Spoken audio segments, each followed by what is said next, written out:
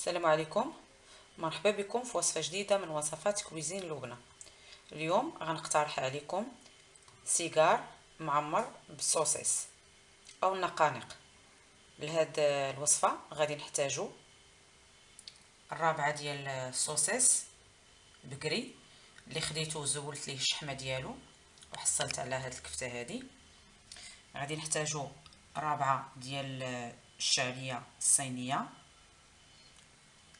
غادي نحتاجو الرابعه ديال الشامبينيون او الفطر مقطع،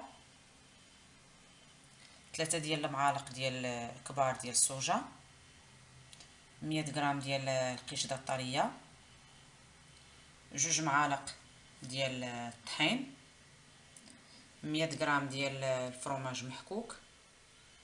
للتوابل غادي نحتاجو الملح، الابزار، شويه ديال التوابل 4 اولا راس الحانوت، واحد 2 ديال المعالق صغار ديال البصله يابسه مطحونه كيف كتشوف. هذه هي المقادير اللي عندنا باش نحضروا سيجار معمر بالكفته ديال الصوص. المرحله الاولى في مقله غادي ندير شويه ديال الزيت تسخن وغادي ندير الصوصيص اللي عندي، غادي نخليه حتى يتشحر مزيان. غادي نزولو وهذا الزيت اللي غادي يبقى عندي هو اللي غادي نحمر فيه الشامبينيون اولا الفطر.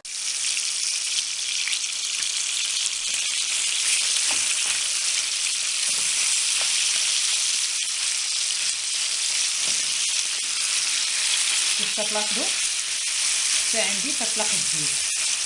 اذا من بعد ما غادي تشحر غادي نحيد الكفته وهذا الزيت اللي غيبقى عندي هو اللي غادي نشحر فيه الشامبينيون.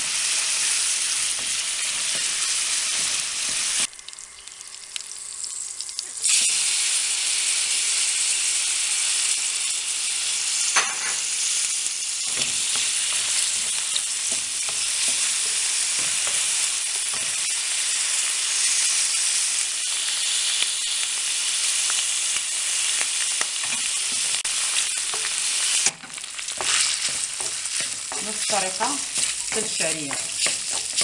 زولت الشامبينيون درت الشعريه وزدت عليها شويه ديال التوابل اللي هي الملح والابزار والتوابل 4. الخليط ديال الشعريه والشامبينيون والكفته ها هو واجد عندي. غادي نضيف لهم 3 ديال المعالق ديال الصوجه،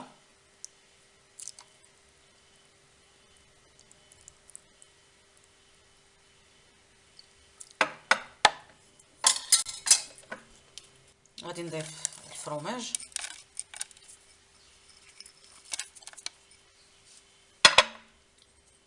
البصله اليابسه عندي،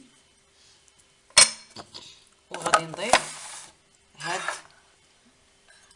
لاصوص بيشاميل. هاد لاصوص بيشاميل هي 100 غرام عفوا 125 غرام ديال القشده الطريه مع 2 معالق ديال الطحين و2 معالق ديال الزبده.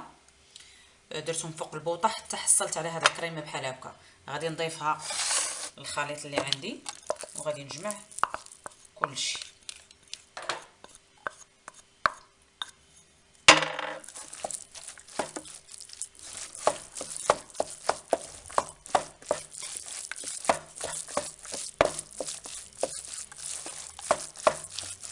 وهاد الحشوه عندي واجده للتعمار. السيجار من بعد ما عمرته دهنتهم بالبيض ورشيتهم بالبافو. غادي نديرهم في فران اللي سبق وسخنته يتحمروا ونقدمهم لكم بالصحه والراحه.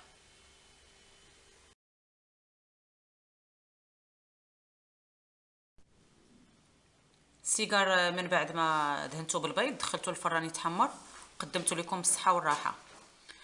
ما تنساوش تشتركوا بالقناه باش توصلوا بكل ما هو جديد ومميز. دمتم في رعايه الله والى وصفه قادمه بحول الله.